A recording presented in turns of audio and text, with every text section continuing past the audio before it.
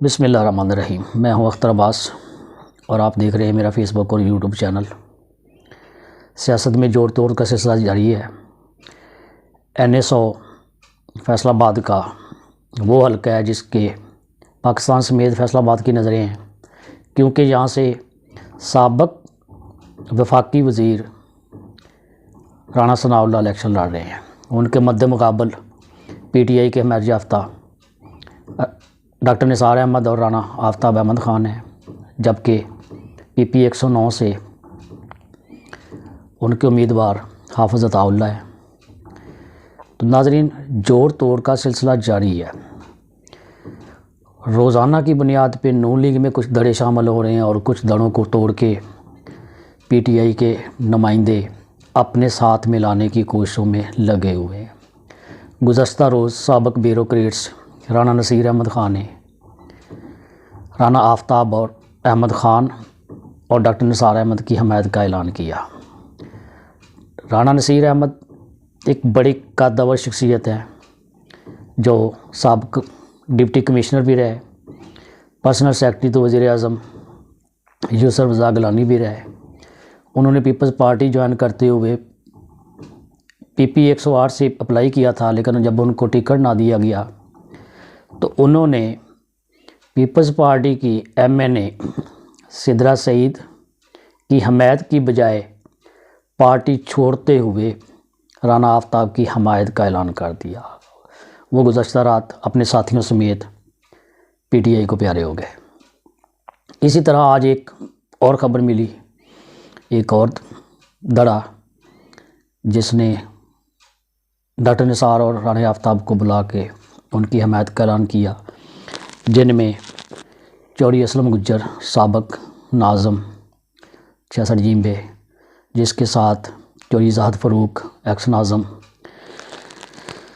جبکہ ماسٹر زاہد شہزاد کسانہ، اور یہ لوگ آج PTI میں شامل ہو گئے، جنہوں نے رانا آفتاب احمد اور ڈاکٹر نثار احمد کی حمایت کا اعلان کر دیا۔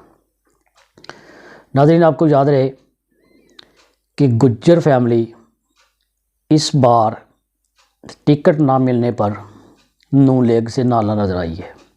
شفیق گجر سمیت 4 سے 5 فیصل آباد کے ایسے کینڈیڈیٹ تھے جن کا تعلق گجر برادری سے تھا، اور اس حلقے میں بھی گجر فیملی کا کافی رول رہا ہے۔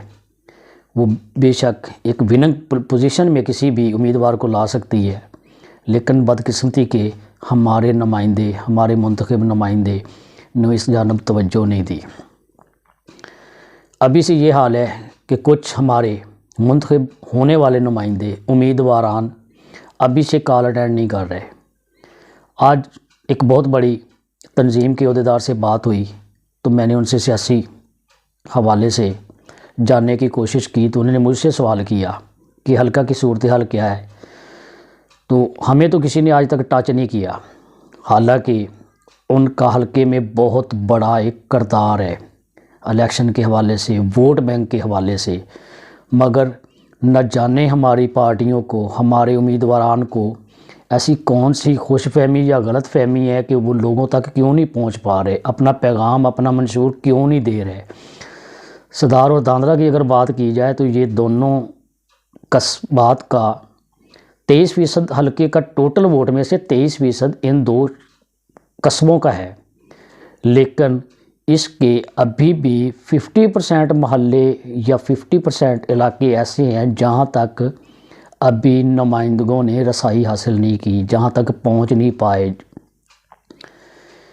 نون لیگ کے پاس ووٹر کی کمی ہے، لیکن وہ سر توڑ کوششوں میں مصروف ہے۔ حالانکہ وہ میدان میں اکیلے نظر آ رہے ہیں، لیکن وہ دن رات ایک کیے ہوئے ہیں۔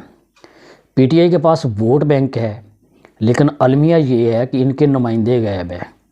نمائندے باہر نکلنا نہیں چاہ رہے، یا نکلنا، یہ بھی ایک حقیقت ہے کہ ان کو نکلنے نہیں جا رہا، لیکن وہ سبھی نہیں ہیں جو نامزد ہیں، وہ نہیں نکل پا رہے۔ ان کا ایک ٹیم ورک تو ہونا چاہیے، جنہوں نے اتنے الیکشن لڑے ہیں، کم از کم ان کی ایک ٹیم ہونی چاہیے، وہ تو نظر آئے حلقے میں، وہ جوڑ توڑ کرتی نظر آئے، لوگوں کے گھروں میں ڈور ٹو ڈور کمپین، خواتین کا کردار ہوتا ہے، لیکن اس بار کچھ نظر نہیں آ رہا۔ اس میں کیا غلط فہمی ہے یا ان کو کیا خوش فہمی ہے، یہ آنے والا وقت بتائے گا۔